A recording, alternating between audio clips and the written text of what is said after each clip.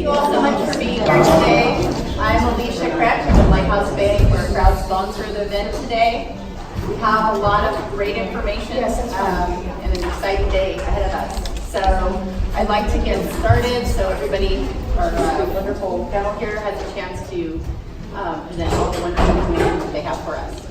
So the way we're going to do it is I'm going to go ahead and present Dina. She's our panel facilitator. She's a Santa Cruz native and a global citizen. She dedicated her career to the environmental sector for the last 15 years. Conscious leadership, business strategy, and efficiency flow naturally through Dina's approach to business. She has much to share with us today, and she's passionate about making sure her audience are successful. So she's going to go ahead and present, and then she will introduce you to the rest of the members of the panel. Thank you so much. Thank you. Hi, ladies. Welcome. Ladies and gentlemen. How does it feel to be in a room of 99% women? Thank you for being here. Yeah, our goal today is to just sit in front of you. We are all powerful women, and we have an amazing panel for you today. And the idea is to get curious about business, what we are currently doing, and what's available for us in the future. These women have so many years of experience setting up businesses, being curious about the business space here, and I'm excited to delve in deep. So I'd love to take 1 to 2 minutes and talk a little bit about your business, what you're in, and why you got started. It doesn't have to be what now, and then also maybe other things in the past that you've done, just a little bit of your acumen so we can set a foundation of understanding. So good morning. It's wonderful to see everyone here. Lots of smiley faces. I appreciate that so much. I'm Deborah Lindsay, and I'm a business consultant and public speaking coach. I specialize in operations, business operations, human resources, and sustainability as my consulting, and then for coaching, I work with women to help them, as public speaking as a platform, to help women learn leadership skills and feel more empowered in their spaces. One of my main clients is Cellhound, and I'm listed today as a Cellhound client, and I do all of those things with Cellhound. I have a background in media, I have a background in politics, I have a background in nonprofit. I've done quite a few things. I had a radio show for many years. I was a public politician for a little while. Started nonprofits. I was head of a private school. So I have a career that's taken many turns, as many of you can probably appreciate, which makes for a perfect business consultant. And she's badass. Thanks, everybody here. So my name is Suzanne Loke. I am the co-founder of a new startup called Cellhound. And at Cellhound, what we are, we're not a marketplace, but we're an aggregator of all secondhand marketplaces. So we help you sell your junk on multiple platforms. Again, we're not a marketplace, but we help you. We're kind of like a Kayak or Trivago, but for reselling. So a place where you can go and right now on our website, if you search for an item that you have because you want to sell it, we'll the first ever price comparison search for secondhand items. So we'll show you multiple marketplaces, how much you can sell it for, and how much you can buy it for as well, because buyers use it as well. We also have a mobile app that all you have to do is snap a few pictures of the item that you want to sell, and that's it, you're done. What we do from the pictures, we identify the item, we do the research, we create a highly optimized title and description, a whole form for selling, including price recommendation, shipping recommendation, for the marketplace of your choice. Then we send it back to you. You can change anything. When you click post, it posts on the marketplaces that you wanted to post on. So we're like a virtual assistant. It's your item, it's your feedback. We're like hiring somebody in your garage to do all that work for you. Currently, we launched our app over a month ago. It's only for the iPhone, and right now we're posting to eBay. So you're welcome to try it. It's free for now. We're soon going to start a revenue model. But that's it. So, and in terms of my business, I've been one of those kids that was selling lemonade at 3. I don't know what it is. It's in the DNA, and I assume a lot of you, because you're here, know what I'm talking about. So I've been doing. In the late 90s. I started internet marketing before internet marketing was a term, and I was the fundraiser for my son's preschool, and I started, making tons of money for them. So I started a website called fundraisingmom.com, which helped nonprofits, like schools and churches, fundraise using the World Wide Web. At the time, that was the thing. So, and that was really great, and that was using a lot of, affiliate marketing, all those terms that everybody understands what they are. So I've been doing this for many, many years. This is my second startup in this space. Thank you. Good morning. Love seeing all these beautiful local women. So I'm Dr. Lita, and I'm here to be on this panel because I've made probably every mistake I've been doing before. I teach all the business required classes at the local acupuncture school for about 12 years, and so, I've started many businesses here and have been successful and also failed. And I'm a believer that the more that you do personal work, your business is a magnifier. And so it looks like most of us are here because we own a small business or wanting to, whether it's local or online. And I do work at my medical practice in downtown Santa Cruz, but I also moved online. I have a telehealth practice at this point this year. And it's one of those things where I'm constantly asking myself, what's mine to do? And business is always going to be changing based on obviously what's going on in the world, and listening to that and how to be effective and be successful and not diminish who you are and the quality of the service. So really glad to be here. Thank you. A little bit more about me. Since I didn't really introduce myself, sorry. Dana Zimmerman, local Santa Cruzian. I've worked both in the nonprofit, corporate, and startup world, both domestically and internationally. Started as an entrepreneur, as an environmentalist, grew up in a very entrepreneurial family, and I find that there's so much room at the table. We were just talking with someone, but there's so much room at the table for women, especially women of diverse backgrounds, that we need to sit. If we find ourselves sitting at the table, that we need to pull up and pull with us other women of diverse backgrounds, not just women, but to be conscious of who is it that's actually sitting at the table with me, who are my fellow sisters, and how do I bring the others who might not have the opportunity yet to be sitting at the table with me. Does that make sense? So conscious leadership and being conscious about the influence that we have, either already sitting there or wanting to join the table, that there's room for all of us, and it doesn't need to be a competitive space, which is why having something like a panel is so advantageous, because we can learn from each other. We have, 30 years ago, so female-owned businesses still make up about 4% of the national revenue in the US, and only 6% of the workforce. But 30 years ago, there were 4 million women-owned businesses, and today, 30 years later, we're a little bit over 11 million women. So that's great, absolutely almost double in size, but we want to continue to support each other in growing, and not only our gross revenue, but also our stance larger than 6%, wouldn't you say? Yeah. But I think that we also have a advantage to being women. Our brains sometimes work a little differently. I was sitting with someone talking about running this panel, and we were talking about the unique differences in the ways that sometimes our brains happen to work. Maybe we're a little bit more creative, maybe we're a little bit more nurturing, and that actually has a lot to do with the success that we bring to business. And so my next question to you ladies, all of you, is what would you say, I'm curious to hear about your creative process looks like when you are either designing your business or your approach to business now. Sort of how do you find yourself thinking outside of the box, outside of the normal context of what business has been set up for us? How are you doing it differently?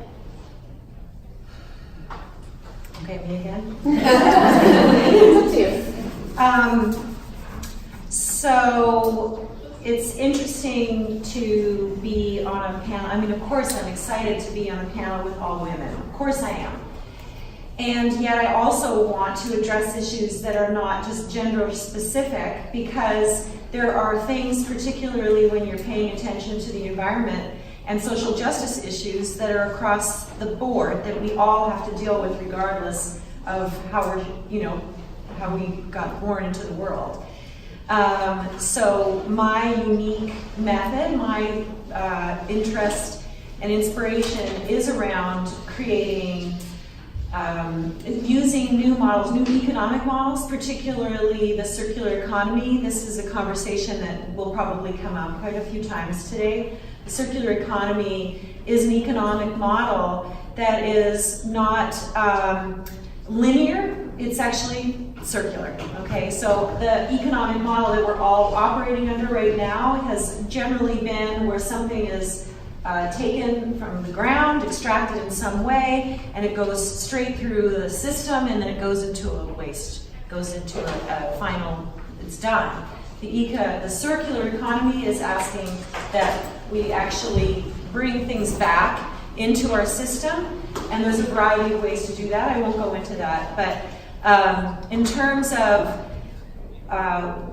myself as being a woman, and I'm trying to get back to your original question, but how do we show up in our unique ways? And I think that I would like to set aside the concept that we're different and that we're showing up in different ways, although we are, okay, and we all know those conversations. And I just want us to come now in a unified way towards creating solutions that are going to actually solve the problems, regardless of what our gender is. Yeah, I think that's an interesting conversation. And I think it can go both ways in terms of, maybe we're different, maybe we're not different. We are different, and that's okay. And I think that, I know, I'm in my 50s, and so I grew up in a certain generation. I see the millennials today, I'm applauding the fact that they're, they don't understand what I'm talking about.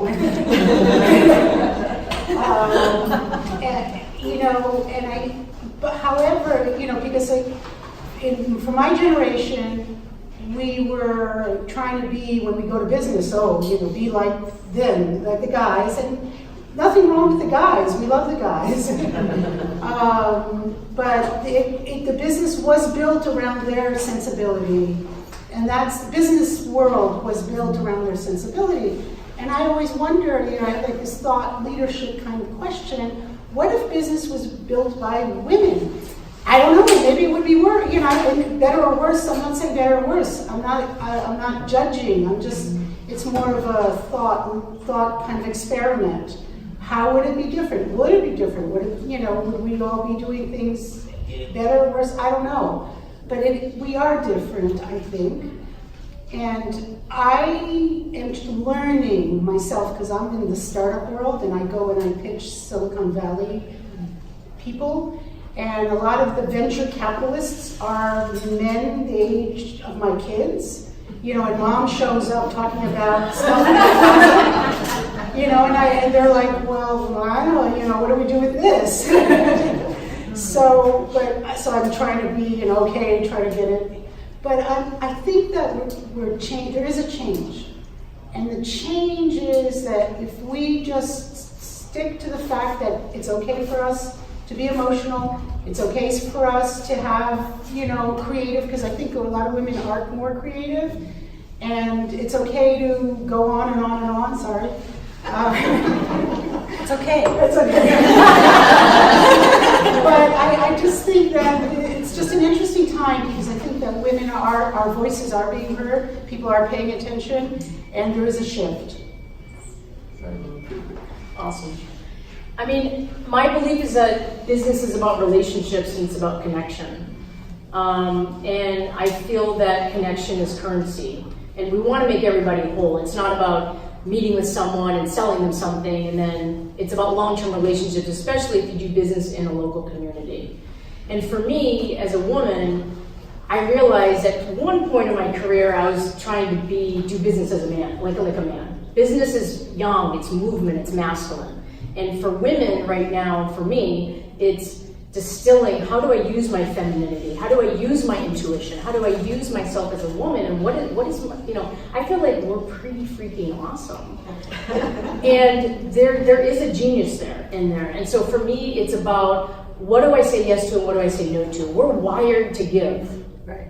We're wired to say yes. And I think the learning curve, at least in my journey as being a business owner, is, what do I actually say no to? And that way I don't overwhelm myself, so I can stay in integrity with what I'm saying yes to and stuff like that. So at this point, being a leader, the last thing I'll say is vulnerability isn't a weakness. I had to learn that this year as a leader. And I feel that, the more that I'm doing things to feel confident, to know I'm enough, to know that I'm seen and loved, and all those places that we might, we're on the continuum, we don't want to get those needs met from our business, right? So being clear on that. So I'm grateful to be a woman, and I feel that it's actually a strength. Actually, that was my next question to you, and you said genius. That was my next question, because you mentor so many business students at the acupuncture school. And tell us, what would you say is your genius? What would you tell a young entrepreneur, maybe not just in the context of acupuncture, how to find their genius? I know you've done some great searching and you've come out on the other end on top. Yeah. I think I would tell a young entrepreneur to have a mentor, to plant the seed and know that it's not if something happens, it's when. We're going to need someone. And I feel that, in the beginning as a young person, we have a hard time seeing or feeling how people receive us. So I always give the students this exercise of ask 5 people to describe who you are. Because when you get those words, you're strong or you're on time, your friend might say, I'll do that, but you're fun, or it really you can start to understand kind of your natural skill sets in the world, and if you can continue to cultivate and hone that. So as far as my genius, I do integrative holistic medicine, and it's become like a marketing word, which I'm like, wow, another holistic practitioner. But the reality is that I am very integrative and holistic. One of the businesses that I started with Dr. Bean is including 200 local small businesses into coming up with this idea of what would it look like if we all were happy and thriving, not just me as a solo doctor. Right? So I think my genius is understanding that it takes a village, and that I don't need to be scared of competition here in this community. Obviously, I'm in the health and fitness industry, and there's a way in which the more that we can dissolve any sort of preconceived notion and not assume in our businesses, people want to genuinely help you. And I think as an entrepreneur, as a young person, I would say, get a mentor, find a steward, continue to understand your strengths and who you are, and then you can get clarity on your mission and what to focus on, because there's a lot of shiny things around, but what's yours to do? And young entrepreneur can be at any age. Yeah. Just agreeing on Right. Yeah. Great, thank you. Thanks. Deborah, tell us about your company culture, how you are doing great work in consulting and helping a number of different businesses. You have an extensive experience. How do you help a company create and design a team? How are you different from other teams that you've seen? So as a systems thinker, that's an environmental background term where you're looking at all of the pieces. If anybody is familiar with a garden, you know that all elements are connected, and just because you've planted your tomatoes over here doesn't mean it's not related to what's happening over in another area of the garden over here. They're all related. And permaculture is a great design practice, which you can apply to any kind of business endeavor. But it is stacking functions between departments and creating a culture where the mycelium network, so the relationships and the communication between each department is as thriving and healthy as possible. So you're not creating silos in any area where one person has the information and the others don't. And yet still creating a container where people feel safe. is I think that particularly right now in our kind of economic uncertainty and things that are happening in our world right now, people can not really understand their position in things. And so creating very solid parameters around somebody's expectations and what work they're going to do, but then allow them to grow as well and as fully as they possibly can within that space. And knowing that as the leader, as the designer of that system, that you're holding this whole thing and saying, let's grow together, right? Let's all be leader. I'm not going to be the one who stands over there and says this and that. I'm going to say, let's do this. Maybe that is a more feminine trait. I know I was poo-pooing being feminine earlier. I'm not poo-pooing. I'm not doing that. But that is the teams that I have seen where they've embraced that. Because right now I'm just on my own. I mean, I'm working with Cellhound, and we do this in Cellhound for sure, where we have even external teams, and it's like, how can I make sure that that person is growing and thriving and feeling held and seen and listened to so that they can do what they need to do, and really, really a good job at it, and know that they're just as much a leader in what they're doing, even though I'm their boss, than I am in my space. And so that is how I would answer that question. The next question is, knowing what you know now about starting a business, if you were to do it all over again, scratch it, start it all over again, what would you change, maybe do differently, and then what would you keep? What would you absolutely do again? I think that you touched on something that I think that I want to support that it takes a village and a community, and you can't, this idea that you're protecting all your stuff and you're not going to tell anybody doesn't work. I don't know, I think that I don't know how I would do it differently, maybe be more aware of that. But reaching out to I always say that if you have a business and all business, your business is thriving and you're brilliant and all that, the one that is going to succeed is the one that has the community engaged. And I do think it's maybe a feminine thing. But yeah, just make sure that give. And we are givers, right? But give without expectation of getting. Give money to the nonprofits in your field. Give time. Give support without any kind of expectation. Because I literally see it, the more you give, the more you get. And that shouldn't be the expectation necessarily, but it's just part of, because then you're part of the mycelium network, as opposed to the one that's kind of there and not, and they're a nice person. It's not that they're bad, but it's just that you're present in people's psyche. And I think that's part of, success. Yeah, would you like to add to that? I'll add. There's amazing resources in this community. I mean, it's one of those things like Leadership Santa Cruz, or what's the thing that you did talking in the Toastmasters. So, you have to reverse engineer your business. You got to look at the numbers. If you're running a small business and you're not looking at the numbers every quarter from your business plan and understanding what's working and what's not working and tracking how customers are coming to find you, it's really hard to be in the dark and pivot and be successful. So there's things that you have to do on a linear standpoint of tracking, is hosting a radio show or running an ad in the good times. I mean, depending on your industry, but I feel that, if I were to start all over, I would do Toastmasters, absolutely. I would make sure that I have the right support team, using SPDC more, stuff like that. So again, tapping into the local resources is pretty profound. And then, for me, obviously, it would be Toastmasters, which I still need to do.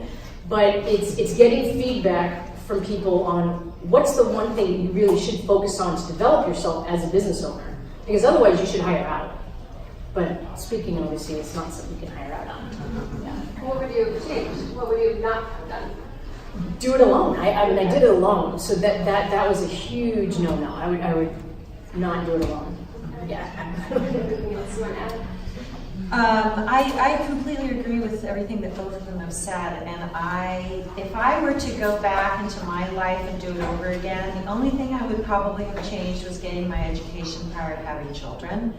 I think that actually was really a tricky thing to do, because I actually attended Cabrillo for 11 years. I don't know what subject I took in this classroom. I used to say that I was getting my tenure at Cabrillo as a student, and then I went on and got a master's, and all told I went to school for 17 years to get a master's. I just graduated in 2017.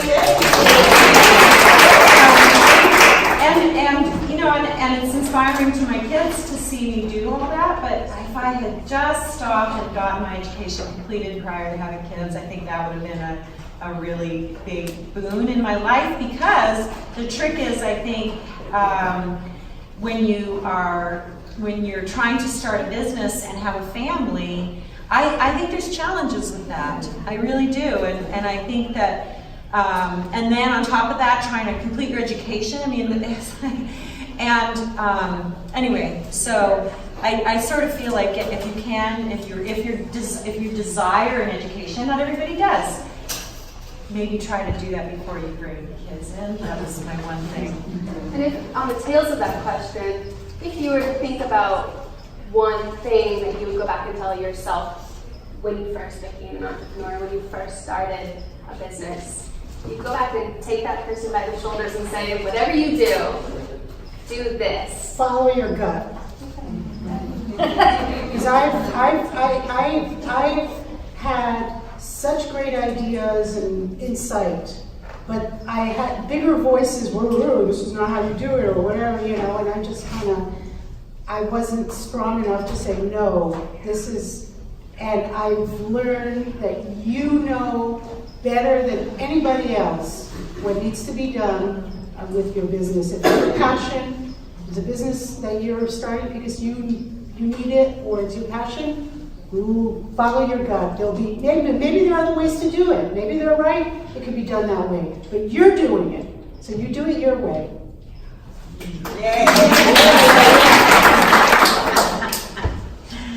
What about you, Lita? When I first started out, I always thought I needed to do it with somebody. So I got a business partner for my first clinic. And then I kept just saying, do this with me, because I wasn't trusting myself. And I think in hindsight, I would say to younger Lita, is you know enough, you'll figure it out, and trusting, it's getting that intuition that, if I can find stillness enough, I know what to do. Right? It's staying in the confusion or the insecurity that really takes me away from my wisdom. And so I have had many business partners. And I'm now alone.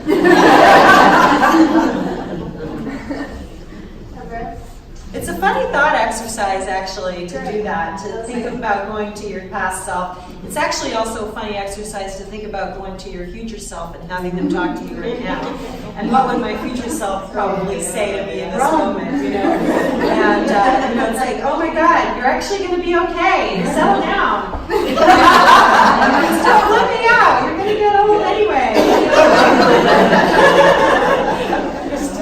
You're still young, yeah, stop worrying about the 20 pounds or whatever. I think that if I were to go back to my younger self, I was a pretty wild child, so people who know me now can't believe some of the stuff I talk about when I was a kid. But Again, it would be, and I agree with everything that's been said here around your gut and slowing down. What did you say, Nita? You're Just getting the stillness. getting the stillness in yourself, for sure. I think that actually is probably one of the best pieces of advice. And before you launch into a big relationship or big commitments with children or pets or whatever, it's like, oh my God, just be quiet for a moment and listen to what you're authentically needing to do for yourself. How many of you are entrepreneurs and or thinking of starting a business?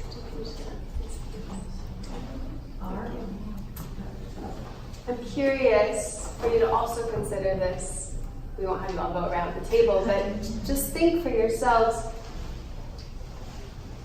what is non-negotiable for you in business? Maybe especially as a woman or not. And we don't need to go around them, but I think it'd be interesting to all consider as the panel answers these questions. What for you is absolutely non-negotiable in business? Maybe I'll start with you.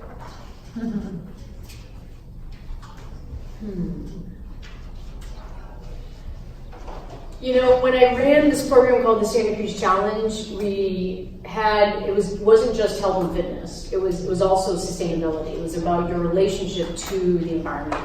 And our goal was, if we approached a fitness studio, were they selling plastic water bottles? Because it wasn't in alignment with our values from our business. A non-negotiable for me is, it's really hard to be impeccable as a small business, but I actually take a note and I try. So if you resell products, let's say, I'll just do my personal example with Chinese herbs. There's heavy metals in them. There could be mold. It's in plastic bottles, right? So I don't choose to sell those, right? So I could do glass tinctures that are made on a local farm. So there's a non-negotiable for me is when you do business with other businesses, what are your values? It's not about a quick sale or getting something for cheap. If I do a fitness, I have a fitness company, I want to give away free t-shirts. Do I really want them made in China? Not organic cotton? So I would say a non-negotiable for me would be trying to be as close as I can in an alignment with every aspect of my business. Not just when no one's seeing you. All the time. That would be the most important thing for me. So non-negotiable for me is being able to be with my family when I need to be with them. That is something that's really important to me. And I don't like to work with jerks. So really,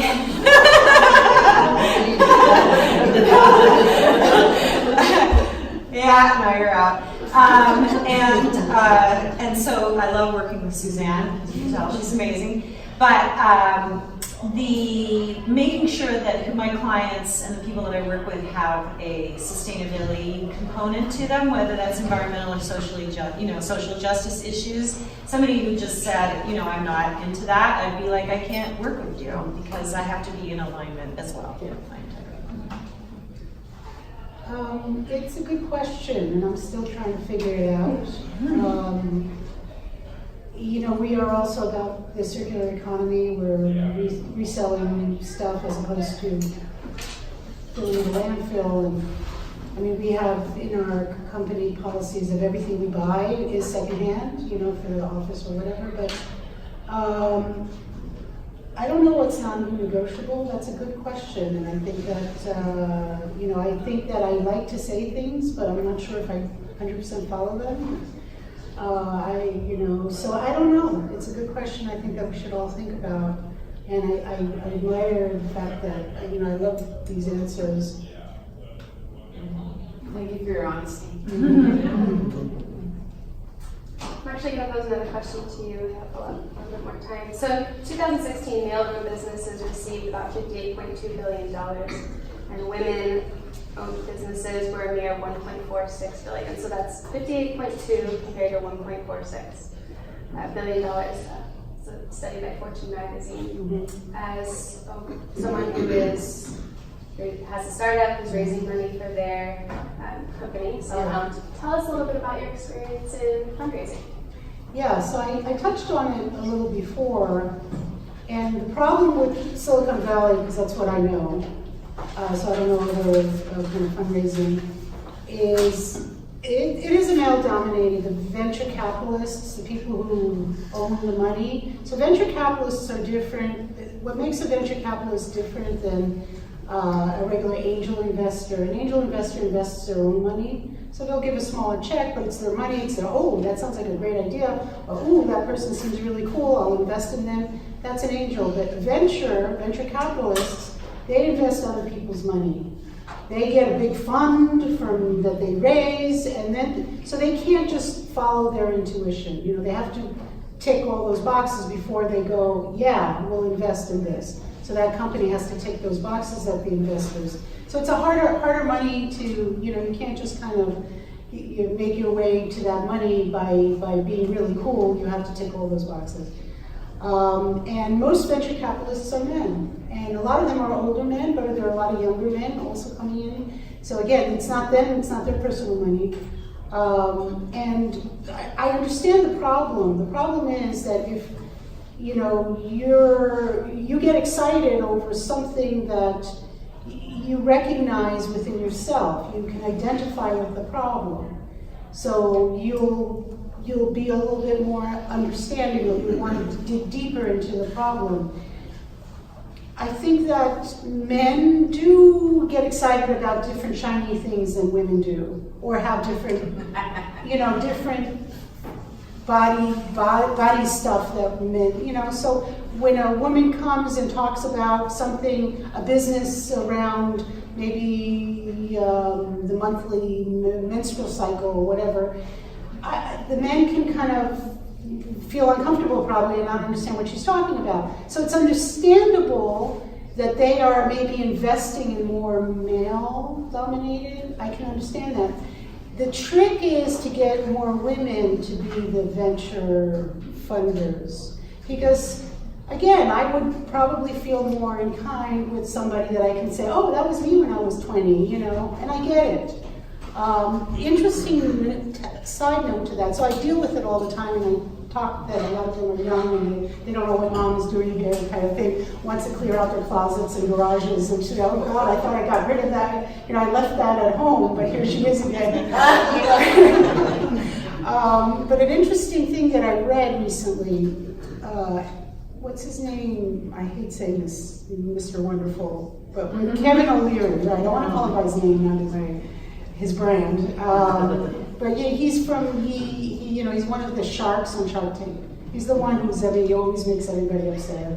But I thought, it's a TV show. But I saw a thing by him he said that like 80% of the businesses that succeed, that he invests in through Shark Tank, are women run, women owned. So that's an interesting, because people like him, because they're investing in all these companies, because it's a TV show, so he has these numbers, these interesting numbers, accessible, and suddenly going, wait a minute, the ones that are run by women are, maybe they're quieter, maybe they're more diligent, maybe they don't make as much noise when they walk into the room, but they're more successful. So that's an interesting little tidbit. The statistic to add to that is, even though we had so much positive news about women-led businesses, in 2016, women received just over 2% of investor and venture capital funding. Yeah. So both combined, 2%. Wow. And women-led businesses made up only 4.9% of all VC deals. So, Yes. is there anything you'd like to add to that? No, I see it, I feel it. I mean, I just want to say, when I started my first business called SnapPost, and it was also related to selling on eBay and junk and all that, and I went to an incubator called the Founders Institute, a great place, by the way, and they support women. If you're interested in startup, look up the Founder Institute. But we were put into little groups, and we were talking about, everybody was talking about what they want to do, and when I talked about eBay and selling and all that, and somebody this was almost 10 years ago, okay? I remember, so the 20-year-old, there were most of them were 20-year-old startups and stuff like that, and she turned to me, it was she turned to me and said, oh, you're like an eBay granny, And I was going, yeah, I guess I am, you know, because that was a turning point in my life where I guess I started becoming of that age. But it was just such a, I don't know, anyway, yeah.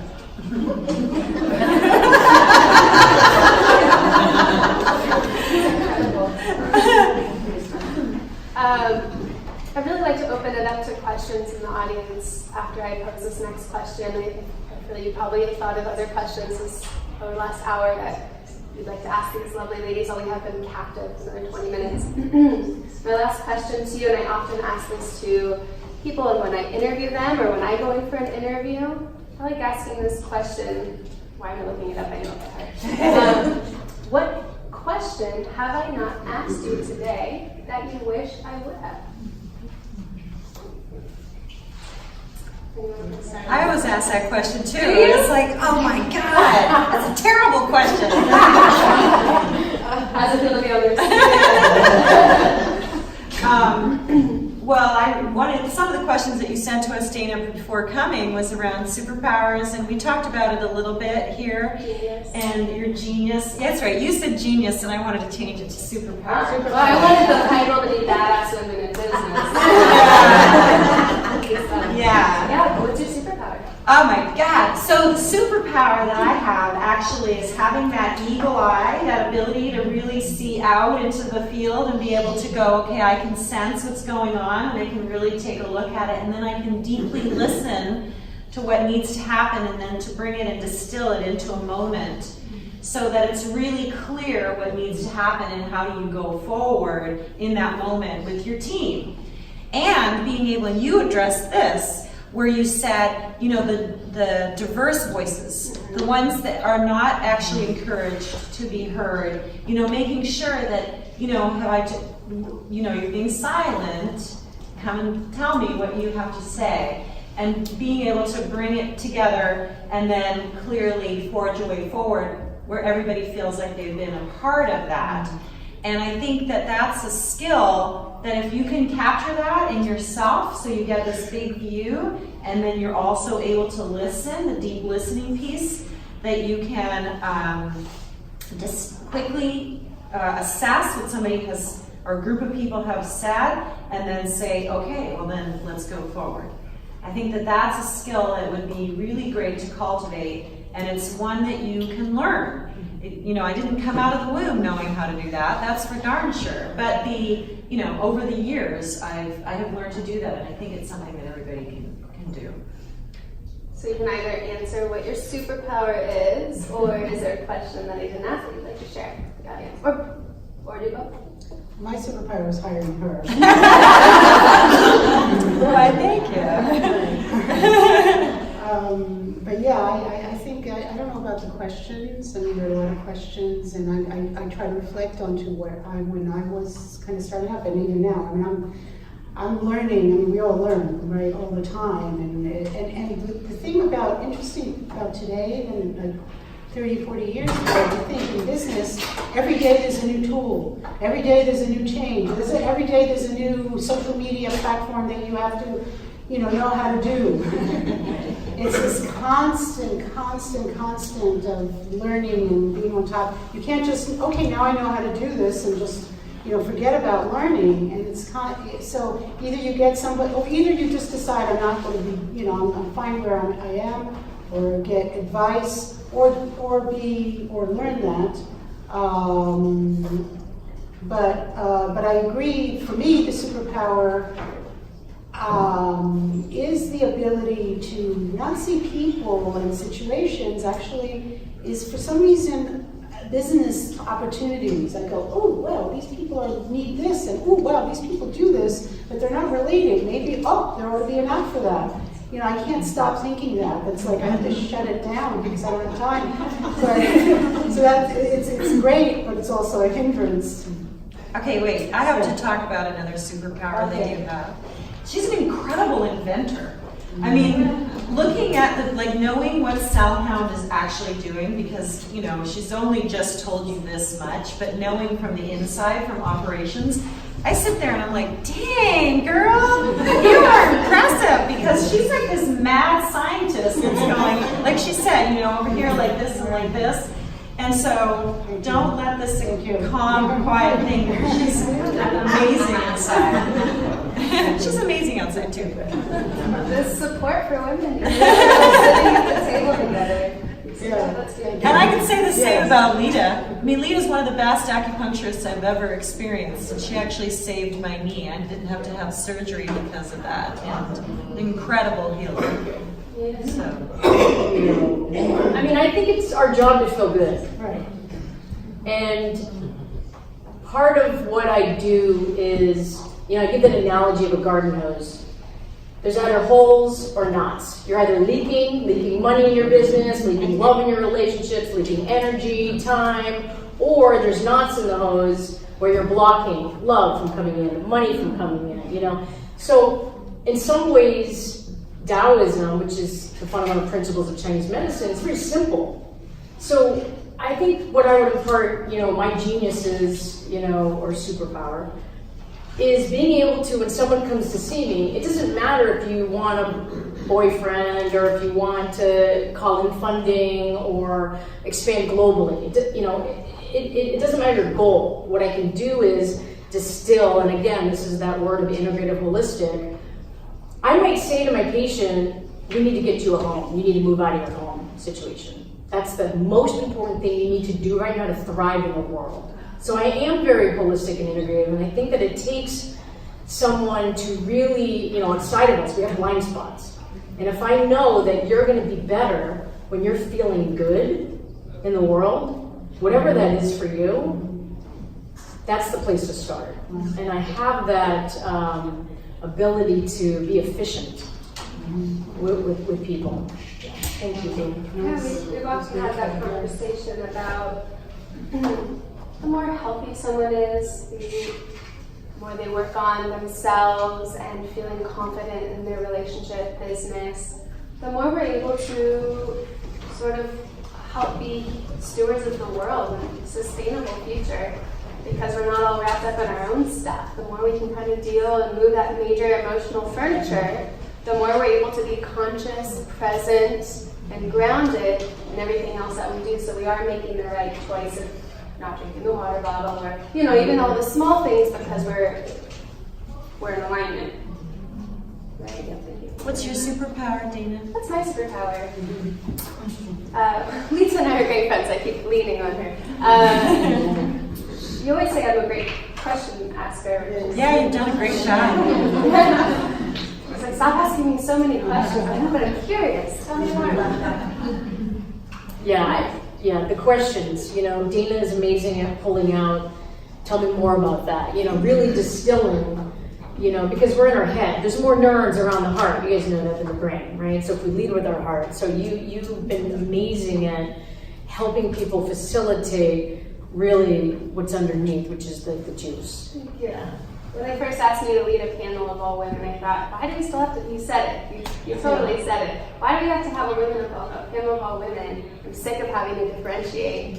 And then I thought, wait a minute, here's a unique experience. Here's a unique moment where we get to actually sort of celebrate and bring all of our different perspectives together. We have about 15 minutes left, and I would love to open it up to you. So maybe you thought the questions I didn't. There's one in the back here. Yeah, of course. Your name? Okay, I'm Monica. So my question for you is, being an entrepreneur and a business owner is not easy.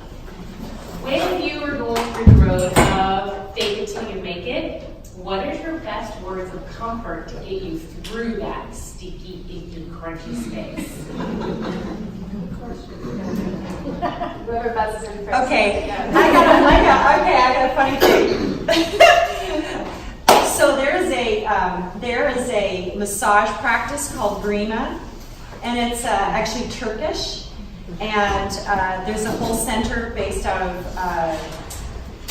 Oakland where they teach this, and they come here, and I'm going to stand up and do this, and you're going to laugh, okay? Because they do Grima on people, and then they do self-Grima, and they do little talks, like they say little things while they're doing these, and it's something like, I'm not going to do it right because I've only seen it once, but it was something like, I am so amazing,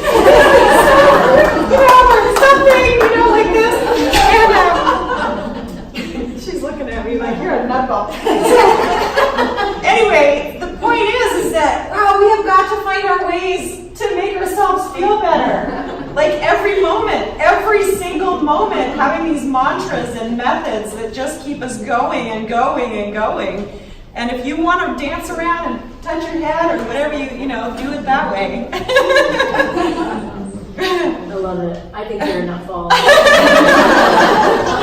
That's a great question, Monica. I mean, we all have tools. I mean, if we were living in Lincoln, Nebraska, I would say, is there an chiropractor around? But we have, so once, I usually set a timer where, okay, I'm gonna lay in bed, I'm gonna watch Netflix and order pizza. I'm like, if I'm really stuck or I'm in overwhelm. But then I get to the point where I ask myself, well, what do I know for sure? And it helps me. And some days, especially in the beginning when it looks really bleak, I have to come up with 10 grand for rent, 2 days, or whatever, you know, whatever's going on. I know I have legs. I mean, I literally have to start here, gals.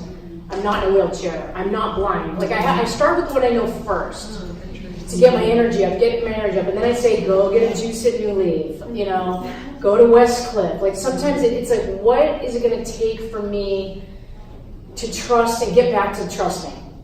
You know, so I literally have to facilitate that. Because the younger me would want to call and get reassurance from other people, and I don't need that. I don't need that. None of us need that. And in fact, we are seeking so much feedback from so many other people when you won't, that'll be exhausting until you can give that to yourself first, until you can be madly in love with yourself and be your best friend. You won't recognize it if they're right in front of you. So, and I feel that, there's been really bad days, horrible days, where then you know that if you are as a business owner, the last thing I'll say is it's very lonely. And sometimes, you know, especially in this world, at least for me, it's like, well, I'm friendly with some of my clients or patients, especially at my boot camp. But the issue is that I was afraid to share the pain and the struggle that I was going through in my business with my community because I didn't want them to think I was successful and they wouldn't want to be a part of my business. So there's that piece, right? And what I realized is they can feel it. They know your pain and your struggle and that you're not successful or whatever it is. Like you can't fake that. So as soon as I could get into a place of authenticity and vulnerability, I could then find my power again and then actually ask for help because we need help. So I don't know if that answers your question. I think we all were constantly faking it. I mean, you know, but I really appreciate it. And it feels that way. But then you just go and you say, I like the idea of just thinking, okay, what do I know?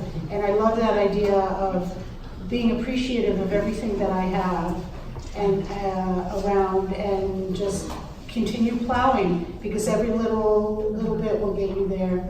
But also sitting around with Netflix and some junk food can't hurt either. Well, maybe it can a little bit. Right? No, I do that too, Lena. It's medicine. It can be medicine. As long as it's not too often. Right. No, but it was the when you were saying like, what do I know is real? I do. What do I know are the truths? Right. What do I know the truths? And then I really begin every day with deep gratitude.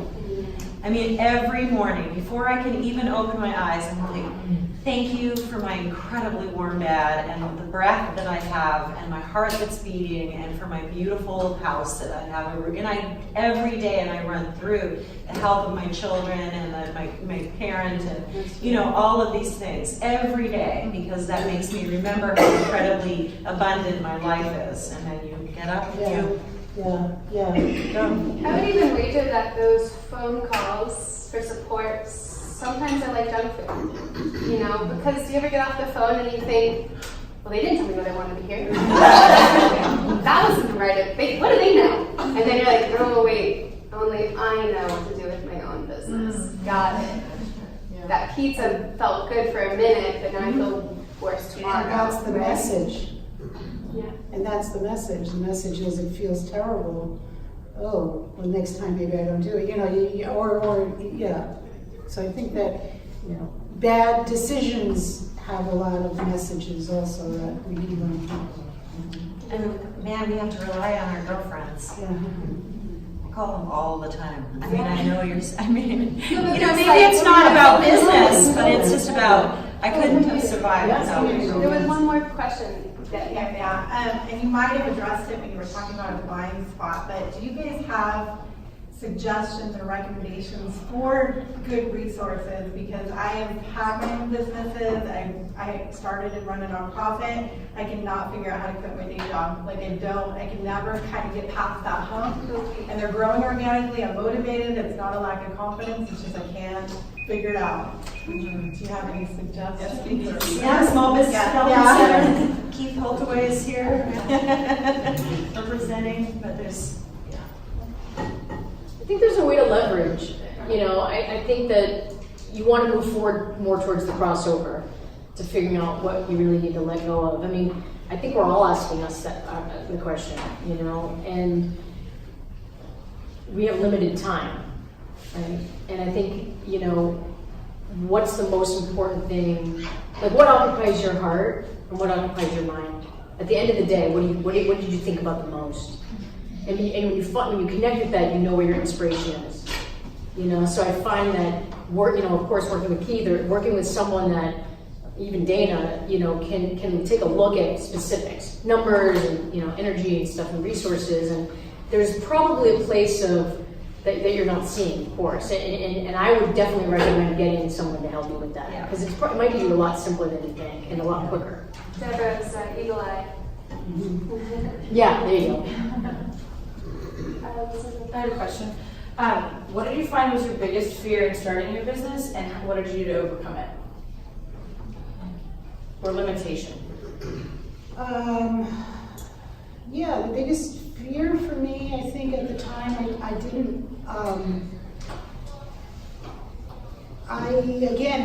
I grew up, I say this a lot because it's my personal trajectory, where my brothers were, we were two brothers and me, and my brothers were constantly encouraged to be lawyers and doctors, and I was encouraged to marry a lawyer or doctor. That's how I was raised, and I did. I got rid of that,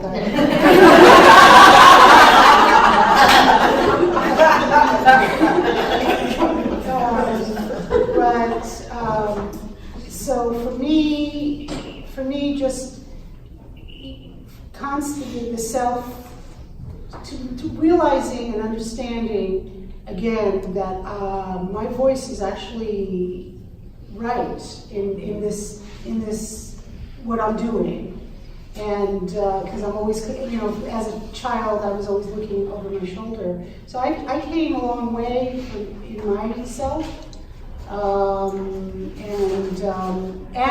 but what that gave me also was the ability to see people who are still in that space, and not to go, oh, they don't know what they're doing or whatever, and to kind of try to encourage them to say, hey, wait, stop. What are you thinking? What are you doing? What are you feeling? Follow that kind of path. I think we have time for one or two more questions. Yes, in the back. Hi, I came here a little late, but my question, you might have already addressed it. It was like, what kind of coaching opportunities or like mentorship did you find as you were starting, or anything to recommend? So in the startup world, it's really cool actually, I love about Silicon Valley, and Silicon Valley is right here, and it's kind of the culture of Silicon Valley is about mentors. And one thing I love about Silicon Valley is when you go and you start a startup, the first thing that everybody says, well, who are your mentors? Who are your advisors? Oh, you should talk to so-and-so. And there's this culture of, let me help you, and I think it has to do with the fact that the industry is changing every day so quickly now that nobody can be a master of everything, and we all need to reach out. So I've been very, very lucky to have incredible mentors and advisors in that ecosystem through the incubators and different groups that you can join. You know, to answer your question, you know, the way that I approach it is you have to really assess where you need support. Of course, an executive coach or a business coach is very specific on, you know, looking at numbers and where you're going to put your money this month. Are you going to run a promotion, etc.? But also, you know, we know a lot about neuroscience now. We know about how people buy things emotionally. I mean, there's so much more. So I feel like what I would do is if you need help with public speaking, or again, I've said this before, but if you're trying to get your needs met in your business, or you're disorganized, or, you know, time management, you have to assess yourself as a business owner on where is it on you personally, you know? So again, if it's very specific around business and you're good, absolutely. Small Business Development Center is an amazing place, or hiring people like Deborah to help with you getting to the next level. But even if we don't have boards, like as a small business owner, I don't have an advisory board, but in some ways you make your own up. I looked at people that I really respected and admired in the community and would say, hey, you are very successful, can I take you to lunch? I even got together a bunch of women, and it wasn't an official networking group, but we support each other once a month for 2 hours for a year. So there's ways in which, you know, there are rules you have to follow in business, absolutely, but be creative. Think about what you need. Who do you want? You know, they say the sum of 5 people is who you are. So really seek out the people, even socially, who inspire you. Is there an advisory board available that you may want to restart again? Or can you... I mean, I'm definitely going to go see you as a patient. That's a success point.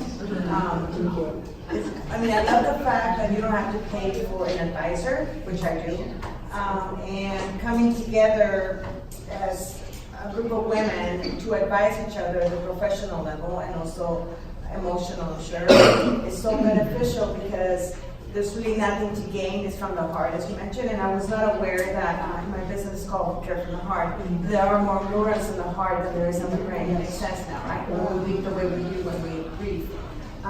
So is there one like that around? Or that's what I'm saying. You create it. You build it with the people that are around you. You know, it's an interesting question about the mentoring because it has to start really early on in our lives. It can't just start the minute that you decide to have a business. It has to start from the minute that you come into the world and have people who are authentically giving you good direction around how to go and just be in the world in general. And it's something that we've actually really lost in our society. Our elders don't really know how to be good mentors. And I don't know how to use the apps. They don't know. Okay, I'm thinking a little less technology. But, you know, so that whole, and you know, then the greater thing where it's a sponsor more than just a mentor, where a sponsor is actually actively saying, you, come with me. I'm going to help you get to the next place that you need to go. You need to be in places where people are going to be to see you. That's the thing that a sponsor does that's different than a mentor. Because a mentor's like, good job, keep going. You know, I'm belittling it, and I don't mean to, but I'm just saying that the sponsor actually is saying, let's go. And that is a network that I have heard, I can't confirm this, but I have heard that men do really well. And that women can really learn from that. And I didn't have any, I literally feel like in my life more people were putting obstacles in my way that I have had to push aside without any support. And now my main goal for people my children's age or younger is to say, come on, you need to apply for a loan, let me help you. You know, there's a grant, I'm going to give you that support. Let's sit down, and I'm going to do that. And I have no expectation except maybe they'll come and put up a painting or something in my house if I need support on that. But, you know, for the most part, it's like, you know, I'm doing it because that's what's right. And we have lost that lineage of supporting each other for the better whole, whether it's men or women or anywhere in between. That's the piece that we have to do. I would also say that it's not just may I help you, or great job, but the image would be more like this, right? So someone maybe is sponsoring and helping you, but you still have gifts to avail to someone else. So you're not always the taker, you're not always the giver, but it should be this continuum we talked about of doing both simultaneously. I give without expecting to receive, and then I receive without expecting any more. Right. However, as the mentee, even if it's not financial, I worked with somebody who once said, if you're going to an elder's house, make sure you bring some wood in while you're going. Okay? So that you're also bringing them something that's helpful. So just keep that imagery in mind. Thank you so much, ladies. It's 10:30. I want to be mindful of the next panel.